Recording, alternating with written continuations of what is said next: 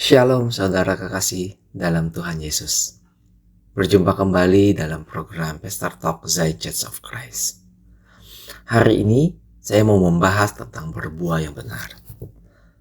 Pada Pastor Talk sebelumnya kita sudah membahas tentang berbuah dalam Tuhan. Yang akan kita lanjutkan pada pembahasan kali ini dengan berbuah yang benar. Di Alkitab kita baca bahwa Tuhan Yesus beberapa kali membahas tentang buah.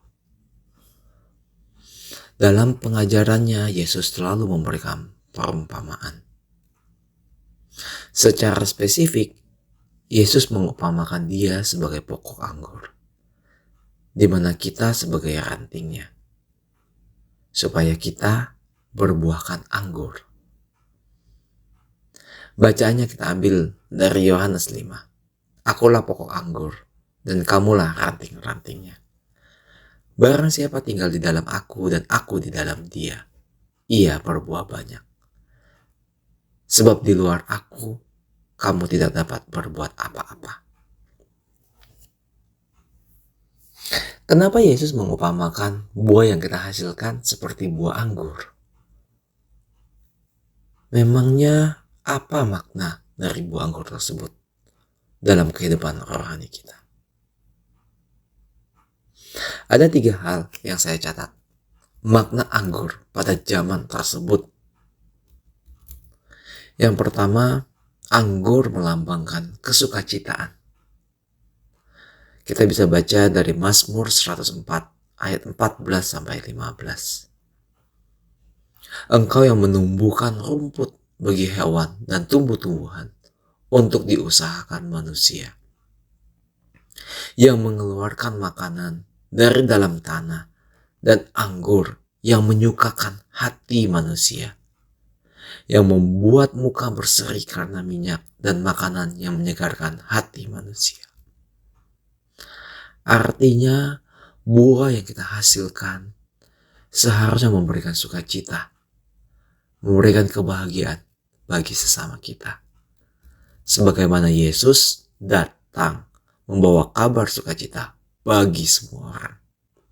Maka kita sebagai muridnya juga membawa kabar sukacita.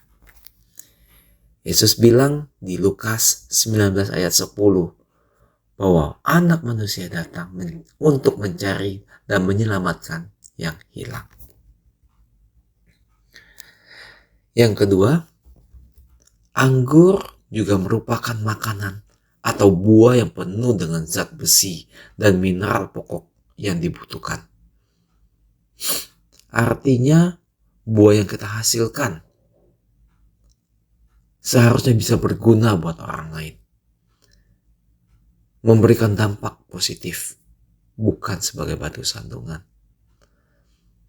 Apa yang kita katakan, apa yang kita lakukan selayaknya untuk kebaikan bersama. Sebagaimana anggur memberikan banyak manfaat, mari kita juga bisa bermanfaat buat sesama kita. Seperti tertulis di Galatia 6 ayat 9-10. Janganlah kita jemu-jemu berbuat baik, karena apabila sudah datang waktunya, kita akan menuai jika kita tidak menjadi lemah. Karena itu, selama masih ada kesempatan bagi kita, marilah kita berbuat baik kepada semua orang. Tetapi terutama kepada kawan-kawan kita seiman. Di sini kita diingatkan bahwa kita berbuah dengan tetap melakukan perbuatan baik dan tidak jemu-jemu. Dan poin yang ketiga, anggur sebagai lambang pengampunan dosa, sebagai tanda dan bukti kebaikan Tuhan yang berlimpah dalam hidup kita. Saya ambil dari Matius 26 ayat 27-28. Sesudah itu Yesus mengambil cawan, mengucap syukur, lalu memberikannya kepada mereka dan berkata, "Minumlah kamu semua dari cawan ini. Sebab inilah darahku, darah perjanjian yang ditumpahkan bagi banyak orang untuk pengampunan dosa." Artinya, buah yang kita hasilkan bisa menjadi ajakan, bisa menjadi peringatan, bisa menjadi lambang akan kebaikan Tuhan dalam hidup kita. Apa yang telah Tuhan lakukan dalam hidup kita, kita juga bisa berbagi dengan sesama kita. Supaya semua orang yang menerima bisa percaya bahwa anugerah Tuhan itu nyata. Dan kita bisa menghasilkan buah sebagaimana Dia telah lebih dahulu mengasihi kita. Artinya bisa kita simpulkan, Yesus secara spesifik menyatakan Dia sebagai pokok anggur karena Dia mau kita menghasilkan buah anggur. Sebagaimana telah kita pelajari, anggur memiliki makna yang dalam di Alkitab. Sebagai kesukacitaan buat manusia. Sebagai buah yang bermanfaat dan memberikan banyak zat yang dibutuhkan. Penuh dengan kebaikan dari Allah untuk kita semua. Semoga kita tetap menghasilkan buah yang berasal dari Tuhan Yesus sebagai pokok kita dan kita sebagai rantingnya.